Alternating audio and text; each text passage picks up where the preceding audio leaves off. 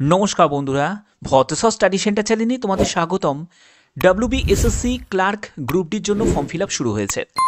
যারা যারা form fill up related ভিডিওটা দেখোনি তারা অবশ্যই দেখে নাও, কারণ একেবারে রেজিস্ট্রেশন থেকে প্রিন্ট আউট পর্যন্ত তোমাদের ওই ভিডিওর মাধ্যমে তোমাদের দেখিয়েছি একদম স্টেপ বাই স্টেপ। যারা যারা বুঝতে পারছো না যে কোন রিজিয়নে অ্যাপ্লাই করাটা আমাদের জন্য বেটার হবে, যেখানে সিলেকশন হওয়ার হাই চান্স থাকতে পারে, তো সেই ব্যাপারে যারা ইনফরমেশান চাও তারা বলবো এই ভিডিওটা দেখে নাও। তো আজকের ভিডিওর মেন টপিক হচ্ছে সিলেবাস। সিলেবাসটা কি থাকবে, কারণ তোমাদের এই যে এক্সাম হবে, এই এক্সামটা ক্লার্কের জন্য আলাদা ডেট থাকবে, গ্রুপ ডির জন্য আলাদা ডেট থাকবে। তোমরা অনেকেই কনফিউজড হয়ে যাচ্ছ যে স্যার ক্লার্ক গ্রুপ ডির জন্য আবেদন তো করে দিচ্ছি, কিন্তু সেম ডেটে দুটোর এক্সাম হবে না তো? না, ক্লার্কের জন্য আলাদা ডেটে এক্সাম হবে, গ্রুপ ডির জন্য আলাদা ডেটে এক্সাম হবে। এখানে তোমাদের 3 নভেম্বর থেকে 3 ডিসেম্বর পর্যন্ত আবেদন চলছে, তার মধ্যেই তোমাদের আবেদন করতে হচ্ছে। পরবর্তী হচ্ছে তোমাদের এখানে সিলেবাসের ব্যাপারটা ক্লিয়ার করি। দেখো, এখানে তোমাদের syllabus for the post of group C clerk, যেখানে তোমাদের জিকে থাকবে 15 নম্বর। 15 নম্বরের তোমাদের জিকে থাকবে। কি টাইপের জিকে হবে? জিকেতে প্রশ্ন থাকবে স্ট্যাটিক জিকে, ঠিক আছে? স্ট্যাটিক জিকে প্রশ্ন থাকবে, অর্থাৎ প্রথম প্রধানমন্ত্রী কে ছিল, প্রথম প্রেসিডেন্ট কে হয়েছিল, তো এই সবগুলো কিন্তু তোমাদের প্রশ্ন থাকবে। কিছু দেশের থাকবে, কিছু তোমাদের আমাদের রাজ্যের থাকবে, যে জিকেগুলোকে তোমাদের এখানে এই স্ট্যাটিক জিকে যে কোনো বই থেকে, তুমি যে কোনো বই থেকে, আমি কোনো আলাদাভাবে তোমাদের বই সাজেস্ট করছি না। যদি তোমরা চাও যে বুক নিয়ে আলাদা করে তোমাদের কাছে ভিডিও প্রোভাইড করার জন্য, যদি তোমরা বলো, তাহলে আমি বুক নিয়ে আলাদা করে তোমাদের ভিডিও প্রোভাইড করব যে কোন বইটা বেটার হবে। তো এখানে তোমাদের স্ট্যাটিক জিকে এরকম টাইপের তোমাদের থাকবে, এবং তোমাদের অবশ্যই আমি বলবো যে ওয়েস্ট বেঙ্গল জিকের ওপর বেশি করে জোরটা দেবে, কারণ 15 নম্বরের মধ্যে প্রায় 5টা থেকে 6টা মতো তোমরা ওয়েস্ট বেঙ্গল জিকে তোমরা পেয়ে যাবে।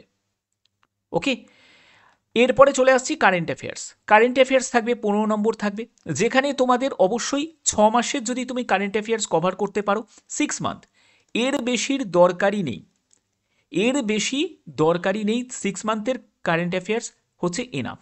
এর জন্য প্রচুর মার্কেটে বই আছে, সেটা পেশা প্রবেশ থেকে শুরু করে প্রতিযোগিতা দর্পণ। কিন্তু একটা কথা মনে রাখবে, কারেন্ট ইভেন্ট অবশ্যই ওয়েস্ট বেঙ্গল কারেন্ট ইভেন্টগুলোকে অ্যাভয়েড করলে চলবে না, সেগুলোর ওপর তোমাকে বেশি করে ফোকাস করতে হবে। এবং ন্যাশনাল লেভেলে তোমাদের কারেন্ট অ্যাফেয়ার্সগুলোকেও তোমাদের করতে হবে। কিন্তু ইন্টারন্যাশনালের দরকার নেই, ইন্টারন্যাশনাল না করলেও চলে যাবে। ইন্টারন্যাশনাল অত হাই লেভেলের কোনো প্রয়োজন নেই। তবে হ্যাঁ, যেগুলো নোবেল প্রাইজ পেয়েছে সেগুলো কিন্তু প্রয়োজন আছে, বা তোমাদের এমন কোনো ইভেন্ট, যে ইভেন্টগুলো মানে আন্তর্জাতিক এবং সবথেকে বেশি আলোচিত, সেই ইভেন্টগুলো কিন্তু প্রয়োজন আছে, ওগুলোকে কিন্তু তোমাকে স্টাডি করতে হবে। ওকে, আচ্ছা, এরপরে হচ্ছে জেনারেল ইংলিশের জন্য পিকেদের সরকারের একটা প্লেন বই নেবে, নর্মাল বই। সেখান থেকে তোমাদের এই গ্রামার থেকে শুরু করে সেন্টেন্স স্ট্রাকচার, এগুলো কিন্তু সব কভার হয়ে যাবে। একদম বেসিক গ্রামারগুলো তোমাদের আসবে, ঠিক আছে? আর্টিকেল প্রিপোজিশন থেকে আসবে, ফিল ইন দ্য ব্ল্যাঙ্কস আসবে, এগুলো কিন্তু তোমাকে করতে হবে।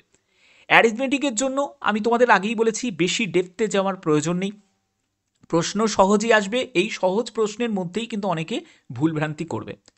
তোমাকে কি করতে হবে? তুমি RS আগরওয়ালের বই ফলো করো, রাকেশ যাদবের বই ফলো করো, যে কোনো বই ফলো করতে পারো, অ্যারিথমেটিকের জন্য কোনো ব্যাপার কিন্তু নেই। কিন্তু যে বইটাই ফলো করো না কেন, বেশি ডেপথে যাওয়ার প্রয়োজন নেই, মানে অ্যাডভান্স লেভেলে যাওয়ার প্রয়োজন নেই।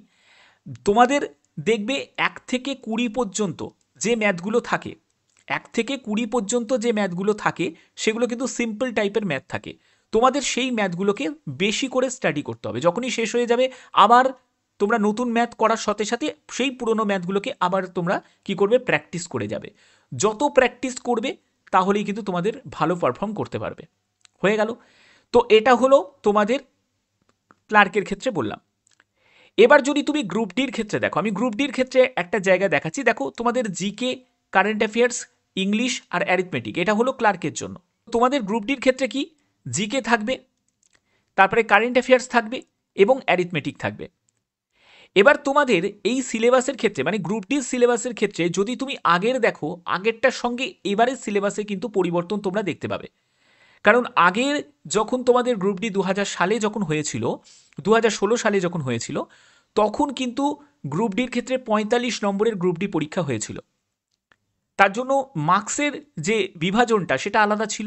এবারে মার্কসের বিভাজনটা আলাদা হবে, তবে তোমাদের সাবজেক্টগুলো কিন্তু সেমই থাকবে, সাবজেক্টের কোনো পরিবর্তন থাকবে না। ওকে, যেখানে দেখো তোমাদের 15টা কোশ্চেন থাকবে জিকেতে 15 নম্বর, 10টা কোশ্চেন থাকবে হচ্ছে তোমাদের কারেন্ট অ্যাফেয়ার্সে 10 নম্বর, এবং অ্যারিথমেটিকের ওপর 15টা কোশ্চেন থাকবে 15 নম্বর। এবারে এই যে ওয়েটেজগুলো আমি তোমাদের দিলাম, যে নাম্বারের যে বিভাজনগুলো দিলাম, এগুলো হয়তো কিছু পরিবর্তন হতেই পারে, ঠিক আছে, কিন্তু সাবজেক্ট কিন্তু সেমই থাকবে, সাবজেক্টের কোনো পরিবর্তন তোমাদের হবে না। যদি তুমি নোটিশটা দেখো, আমি তোমাদের আগের নোটিশটা তোমাদের দেখাচ্ছি, এইটা হলো গ্রুপ ডির আগের নোটিশ, তখন 45 নম্বরে তোমাদের পরীক্ষা হয়েছিল। তো সেক্ষেত্রে তোমাদের এই রকম ব্যাপার ছিল, কিন্তু তোমাদের সাবজেক্ট যা বললাম সেই সাবজেক্টই থাকবে। এবার দেখো, তোমরা এমনভাবে স্টাডি করবে যাতে ক্লার্ক গ্রুপ ডি দুটোই কভার হয়ে যায়। শুধু গ্রুপ ডির ক্ষেত্রে যেটা সুযোগ সেটা হলো ইংলিশের সাবজেক্টটা তোমাদের থাকছে না, বাদ বাকি কিন্তু সেমই থাকছে, ঠিক আছে। এবারে গ্রুপ ডির ক্ষেত্রে আরও পেপার সহজ হবে, কিন্তু এই যে সহজ প্রশ্ন হবে এর মধ্যেই কিন্তু তোমাদের কাট অফটা হাই যাবে, এটাই কিন্তু হয়, ঠিক আছে।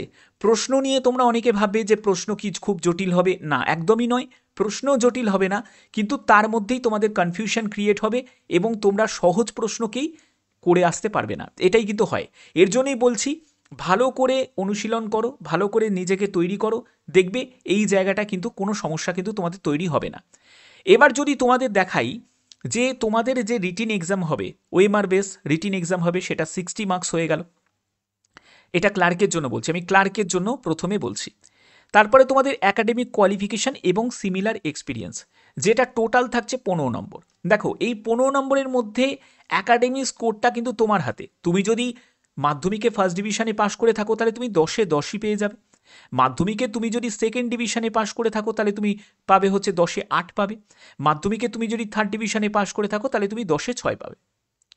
ওকে, কিন্তু এখানে যদি তুমি দেখো সিমিলার এক্সপিরিয়েন্সের ক্ষেত্রে 5 নম্বর তোমাদের দেওয়া হচ্ছে, অর্থাৎ তোমার যদি 1 বছরের অভিজ্ঞতা থাকে, ঠিক আছে, 1 বছরের যদি নন টিচিং স্টাফের যদি কাজের অভিজ্ঞতা থাকে, তাহলে তুমি ক্লার্কের জন্য অভিজ্ঞতা থাকলে তুমি কি পাবে, তুমি 1 নম্বর পাবে। 2 বছরের থাকলে তুমি 2 নম্বর পাবে। এরকম যদি তোমার 5 বছরের অভিজ্ঞতা থাকে তাহলে তুমি 5 নম্বর পেয়ে যাবে।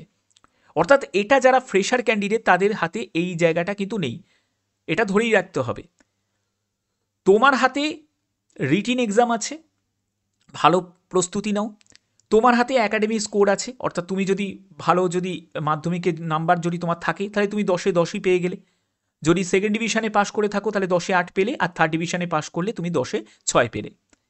এরপরে চলে আসছে হচ্ছে ইন্টারভিউ এবং কম্পিউটার টাইপিং, কম্পিউটার প্রফিসিয়েন্সি। দেখো কম্পিউটার টাইপিং নিয়ে ঘাবড়ানোর কিছু নেই। অনেকেই আমাকে বলছো যে স্যার কম্পিউটারের সার্টিফিকেটের প্রয়োজন আছে, কম্পিউটার টাইপিংয়ের কি কতটা দক্ষতার প্রয়োজন আছে, এই ব্যাপারে কিন্তু কিছুই মেনশন করা নেই। এটা নিয়ে ঘাবড়ানোর কিছু নেই, একদম বেসিক কিছু হয়তো তোমাকে টাইপ করতে দেবে, একদম নর্মাল লেভেলে, ঠিক আছে। হয়তো তোমাদের 10 WPM হয়তো তোমাদের টাইপ করতে দেবে, এর থেকে বেশি কিছু হাই লেভেলের তোমাদের স্কিল চেক করা হবে না। এবার oral interview, typing using of computer, তারপরে হচ্ছে তোমাদের কম্পিউটার প্রফিসিয়েন্সি, এগুলোও কিন্তু তোমাদের হাতে আছে। এগুলোতে যারা যত ভালো পারফর্ম করবে তারা সেই অনুযায়ী নাম্বারটা পাবে। শুধু এই যে 5 নম্বরটা, তাও এই 5 নম্বর কিন্তু সকলে পাচ্ছে না।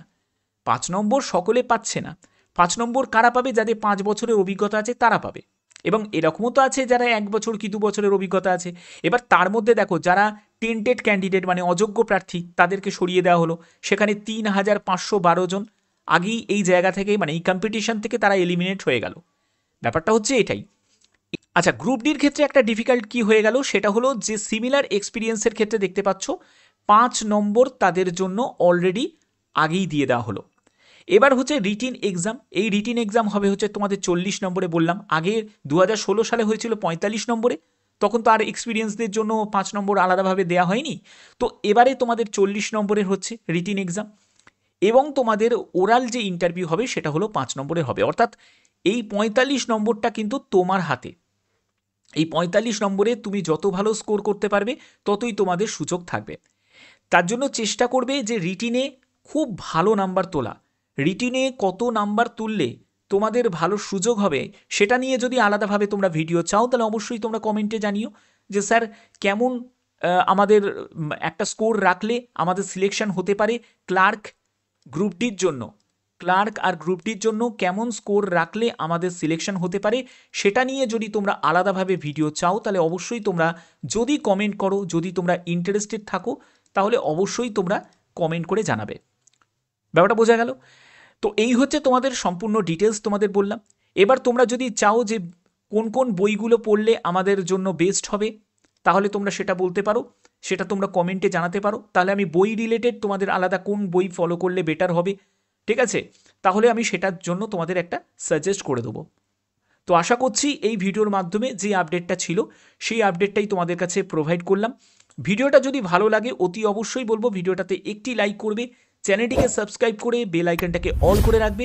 এখনের মতো এইটুকুই, টাটা।